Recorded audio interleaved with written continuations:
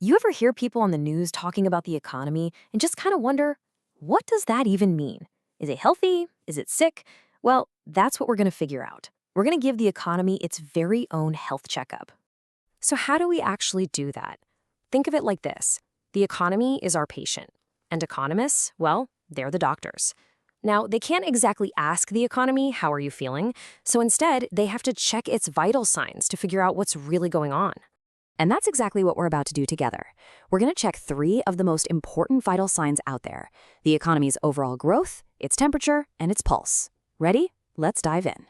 Okay, first up on our checkup, we need to measure the economy's overall strength and size. And for that, economists use a huge metric called gross domestic product, or GDP. Honestly, this is the big one. So, what is it? Put simply, GDP adds up the value of, well, everything a country makes and sells.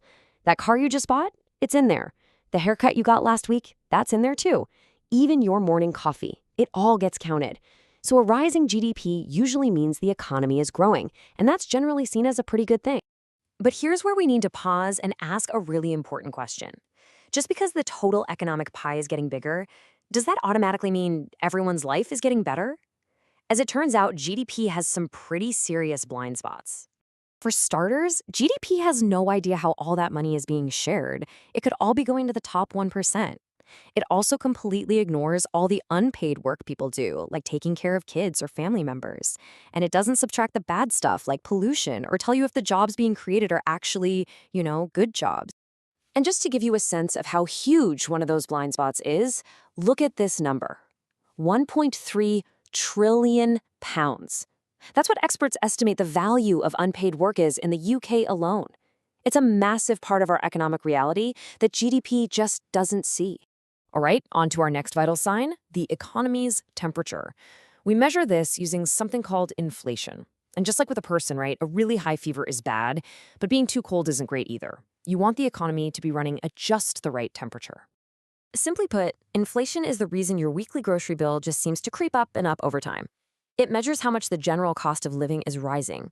And when inflation gets high, that money in your wallet, it just doesn't stretch as far as it used to. So how do they even track this? Well, economists use what's called the Consumer Price Index, or CPI. They imagine a giant virtual basket of goods filled with all the stuff an average family buys. And as you can see here, the really big costs like housing and utilities make up the biggest chunk of that basket. By tracking the total price of this basket month after month, they can calculate the inflation rate. So what causes this economic fever in the first place? It usually boils down to two main things. On one side, you have what's called demand pull inflation. That's basically too much money chasing too few goods. On the other side, you've got cost push inflation.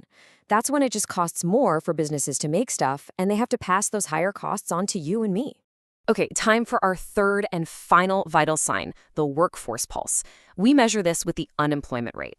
And it's pretty intuitive, right? A strong, steady pulse means lots of people are working and the economy is humming along. But a weak or erratic pulse, yeah, that's a sign of trouble. Now, the official definition here is really specific. To be counted as unemployed, it's not enough to just not have a job. You have to be of working age, you have to be able to work, and this is the key part, you have to be actively looking for a job. So why can't people find work? Well, one reason is what's called frictional unemployment. That's just the normal, short-term gap when you're moving from one job to another. But the one that really gives economists heartburn is cyclical unemployment. That's when people are losing their jobs because the entire economy is sick. All right, we've done it. We've checked all three vital signs: growth, temperature, and pulse. And just like a good doctor would never make a diagnosis based on just one reading, an economist has to look at all three of these things together to get the full picture. So let's imagine a scenario. What happens when all three vital signs are flashing red? Picture this. Economic growth has stalled out, prices are skyrocketing, and more people are losing their jobs. It's the perfect storm. When you see these three symptoms all at the same time, stagnating growth, soaring prices, and jobs disappearing, you're looking at a combination that keeps economists and politicians up at night. It is a particularly nasty cocktail of economic problems.